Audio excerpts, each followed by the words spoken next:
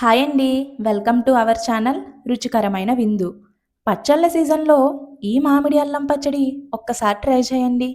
స్పైసీతో పాటుగా తీపి పులుపు కలిసిన ఈ పచ్చడి టిఫిన్స్ మరియు రైస్లోకి బెస్ట్ కాంబినేషన్. ఒక్కసారి టేస్ట్ చేస్తే మళ్ళీ మళ్ళీ తినాలనిపించే ఈ పచ్చడి ఎలా చేయాలో చూద్దాం, వచ్చేయండి. ముందుగా మాగాయి మామిడికాయలను తీసుకుని నీళ్ళల్లో వేసి ఈ విధంగా తొక్కచెక్కుకోవాలి. ఈ పచ్చడికి మెజర్మెంట్స్ వచ్చి కాయలతో కాకుండా తురుముతో తీసుకోవాలి.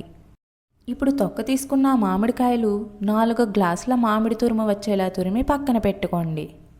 అలాగే కొద్దిగా అల్లంని కూడా తీసుకొని నీళ్ళల్లో వేసి తొక్క తీసి అదే గ్లాస్తో 1 గ్లాసు వచ్చే వరకు తురుముకోండి. ఇప్పుడు తురుముకున్న 1 గ్లాస్ అల్లం తురుము ఒక ప్లేట్లో వేసి పలచగా స్ప్రెడ్ చేసి పక్కన పెట్టుకోండి. ఇప్పుడు మరొక ప్లేట్లో మనం ఏ గ్లాస్తో అయితే అల్లం తురుము తీసుకున్నామో అదే గ్లాస్తో 4 గ్లాసుల మామిడి తురుము వేసి అంతా పలచగా స్ప్రెడ్ చేసుకోండి. ఇప్పుడు వీటిని ఇలా ప్లేట్తో కానీ లేదా ఒక క్లాత్ మీద పలచగా పరిచి డ్రై అయ్యేంత వరకు ఎండలో పెట్టుకోవాలి. ఇప్పుడు ఎండిన మామిడి తురుమును ఈ విధంగా చేసినప్పుడు తడి జిగురు అనేది లేనట్టయితే పచ్చడికి పర్ఫెక్ట్.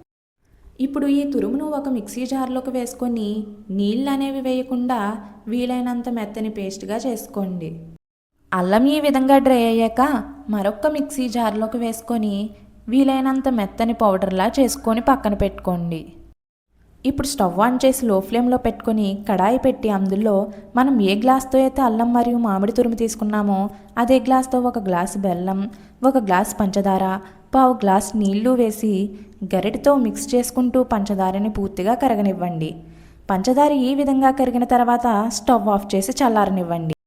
ఇప్పుడు చల్లారాక ఇందులో అదే గ్లాస్తో 1 గ్లాసు కారం, 1/2 గ్లాసు ఉప్పు, మిక్సీ పట్టినటువంటి అల్లం పొడి, అలాగే మామిడి తురుము వేసుకోండి. అలాగే 1 గ్లాసు వేరుశనగ నూనె కూడా వేసి అంతా కలిసేలా మిక్స్ చేయండి. ఇప్పుడు మరొక 1/2 గ్లాసు నూనె వేసి అంతా ఒకసారి మిక్స్ చేయండి.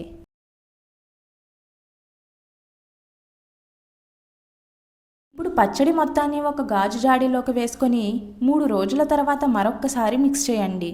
అంతేనండి, నోరూరించే మామిడి అల్లం నిలవ పచ్చడి రెడీ.